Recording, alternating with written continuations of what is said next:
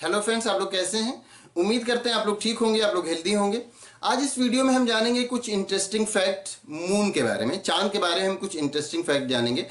Moon, जैसा कि हम जानते हैं कि मून हमारे अर्थ से 3,84,400 किलोमीटर दूर है, मतलब 3,84,400 किलोमीटर दूर है वो हमारी अर्थ से, हमारी ज़मीन से। और अगर इसकी ग्रेविटी की बात करें तो इसका ग्रेविटी हमारे अर्थ का 1/6 है। मतलब ये कि अगर हमारी अर्थ की जो ग्रेविटी है उसको अगर 6 पार्ट में डिवाइड किया जाए, 6 पार्ट में आप उसको बांट दें तो उसका एक पार्ट जितना बनेगा उतनी जो मून है उसकी ग्रेविटी है। इसका मतलब ये है कि अगर मून पर हम जाएंगे और वहां पर अपना वेट देखेंगे तो हमारा वेट कम हो जाएगा, हमारा वेट कम लगेगा। जैसे कि मान लिया जाए कि हम 36 केजी के हैं, अगर कोई 36 केजी का है और उसको अगर मून पे अगर उसको वेट किया जाएगा तो वो केवल वहां पर 6 केजी होगा। मून पर वो केवल 6 केजी का वेट उसका रह जाएगा, क्योंकि उसका ग्रेविटी फोर्स वहां का 1/6 है। तो इसलिए ग्रेविटी फोर्स अगर कोई 36 केजी का है तो उसका जो वेट होगा वहां पर 6 केजी का होगा। और चूंकि मून पर ग्रेविटी फोर्स कम है तो वहां पर अगर कोई रहने लगेगा, अगर किसी तरह से ये फैसिलिटेट किया जाए कि कोई वहां रह सके, तो उसकी हाइट भी बढ़ जाएगी। क्योंकि जब उसको ग्रेविटी फोर्स उस पर उतना नहीं लगेगा, मतलब वहां पर उस पर जब ग्रेविटी फोर्स ज्यादा नहीं लगेगी तो फिर उसकी हाइट भी यहाँ से कई गुना ज्यादा बढ़ जाएगी। और उसकी हाइट बढ़ने की वजह होगी ग्रेविटी फोर्स का कम हो जाना। और हम जानते हैं कि मून पर एटमॉस्फेयर भी नहीं है। एटमॉस्फेयर हम जानते हैं कि एटमॉस्फेयर उस एरिया को कहते हैं कि जहां पर एयर होता है। जैसे अर्थ है हमारा, तो अर्थ के चारों तरफ जहां जहां तक एयर है उसको हम एटमॉस्फेयर कहते हैं। अर्थ में जो वाटर वाला हिस्सा है, जहां जहां पर वाटर पाया जाता है, उसको हम हाइड्रोस्फीयर कहते हैं। और जो लैंड है, जहां पर जमीन वाला हिस्सा है, लैंड वाला हिस्सा है, उसको हम क्या कहते हैं? लिथोस्फीयर कहते हैं।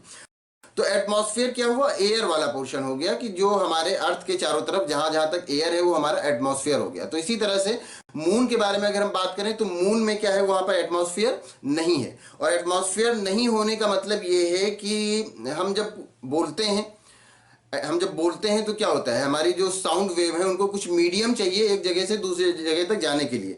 तो वहां पर जब हम बोलेंगे तो हमारी आवाज कहीं सुनाई नहीं देगी, क्योंकि उसमें जो साउंड वेव है वो ट्रेवल नहीं कर सकते। और जब साउंड वेव ट्रेवल नहीं कर पाएंगे तो हमारी आवाज दूसरे को सुनाई नहीं देगी और हम बातें नहीं कर पाएंगे।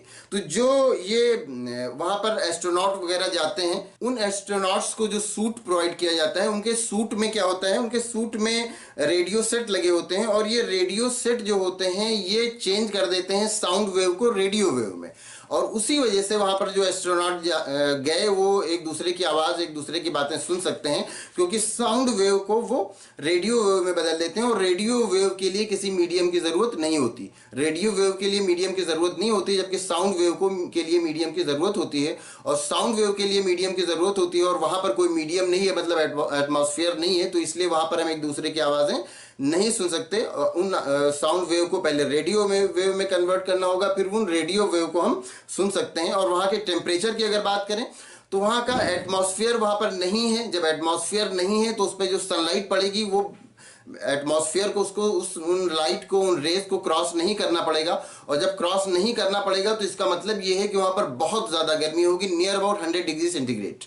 क्योंकि उसको एटमॉस्फेयर को जो रेज आ रही हैं सूरज की, उनको एटमॉस्फेयर को क्रॉस नहीं करना है, वो डायरेक्ट पहुंचेंगी। और जब डायरेक्ट पहुंचेंगी तो बहुत ज्यादा गर्मी होगी, नियर अबाउट 100 डिग्री सेंटीग्रेड उस वक्त हो जाएगा जबकि उस पर सनलाइट पड़ रही होगी। और जब सनलाइट नहीं पड़ रही होगी तो वहां पर बिल्कुल भी गर्मी के कोई चांसेस ही नहीं है, और वो बिल्कुल ठंडा हो जाएगा, यहां तक कि -150 डिग्री सेंटीग्रेड तक ठंडा हो जाएगा। मून का जो सरफेस है, मून का जो एरिया है, मून इतना ठंडा हो जाएगा। तो दिन में मतलब ये कि जब वहां पर सनलाइट होगी तब वो 100 डिग्री सेंटीग्रेड तक गर्म हो सकता है, और जब सनलाइट नहीं होगी तो -150 डिग्री सेंटीग्रेड तक के वो ठंडा हो सकता है। तो ये कुछ थे मून के बारे में इंटरेस्टिंग फैक्ट्स। उम्मीद करते हैं ये वीडियो आपको इंटरेस्टिंग लगी होगी। अगर कोई कंफ्यूजन है या किसी तरह का कोई क्वेश्चन है तो आप पूछ सकते हैं। Thank you.